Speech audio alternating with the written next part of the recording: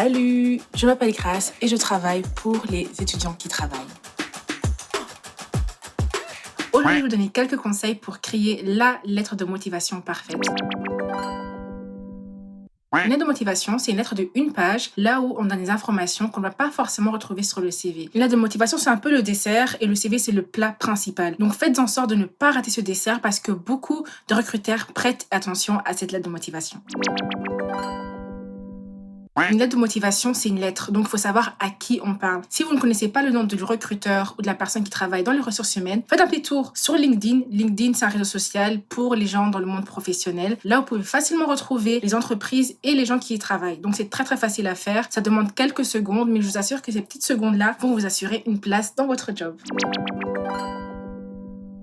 Expliquez pourquoi vous êtes le candidat parfait. Cherchez 3 exigences sur la vacature et sur base de ces 3 exigences-là, vous écrivez votre lettre de motivation. Donc, par exemple, si la vacature demande quelqu'un qui est organisé, vous pouvez alors dans votre lettre et décrire comment et pourquoi vous êtes une personne organisée. Vous donnez des détails, vous donnez des explications ou même des exemples dans votre passé professionnel qui vont pouvoir éclairer vos compétences.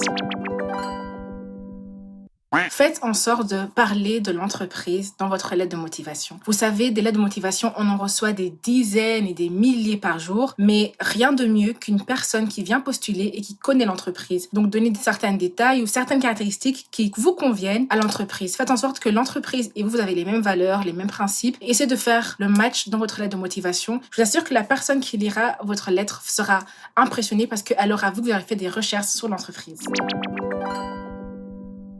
Évitez des mots trop compliqués, évitez des phrases qui sont trop longues. Gardez la lettre courte et concis avec toutes les informations nécessaires. N'oubliez surtout pas d'écrire votre lettre de motivation en temps présent. C'est plus facile à lire, c'est plus agréable. Et on n'a pas commencé à se casser la tête avec des principes parfaits ou avec des inconditionnels ou tout ce charabia. Faites en sorte que votre lettre de motivation est un peu comme un journal ou un magazine, facile à lire, agréable et aussi très compréhensible.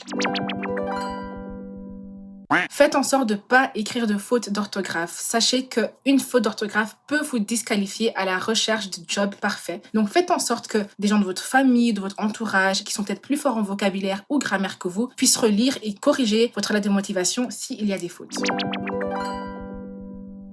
Moi, j'aime travailler avec une structure très très simple que j'appelle 1-4. 1 page avec 4 paragraphes. Le premier paragraphe, c'est une introduction brève mais percutante qui vous présente. Dans le deuxième paragraphe, vous expliquez pourquoi l'entreprise vous plaît. Vous pouvez parler des valeurs, vous pouvez parler de la structure de l'entreprise. Admettons que vous voulez postuler dans un endroit qui est plus petit, demandez aux gens qui travaillent là-bas. Le troisième paragraphe, le paragraphe dans lequel vous vendez. Vous expliquez vos compétences. Vous dites un peu ce que vous pouvez faire, vous parlez un peu de votre expérience dans le passé. Vous donnez des exemples. Là, on peut vraiment voir que le CV n'était pas complet, mais dans la lettre de motivation, on peut retrouver des informations qui sont plus intéressantes et plus pertinentes. Et dans le dernier paragraphe, vous expliquez juste le match. Pourquoi vous et l'entreprise collez ensemble. Vous parlez des points en commun que vous avez. Il faut aussi donner l'impression que vous avez envie de travailler là-bas. Vous êtes la personne qui convient à cette entreprise-là. C'était à peu près ça. J'espère que cette vidéo vous a aidé. Donc, n'hésitez pas de liker, de commenter, de vous abonner et de faire toutes ces belles choses-là. Si vous voulez encore plus d'informations, alors allez sur le site de Student at Work. Et moi, je vous dis à bientôt. Bye!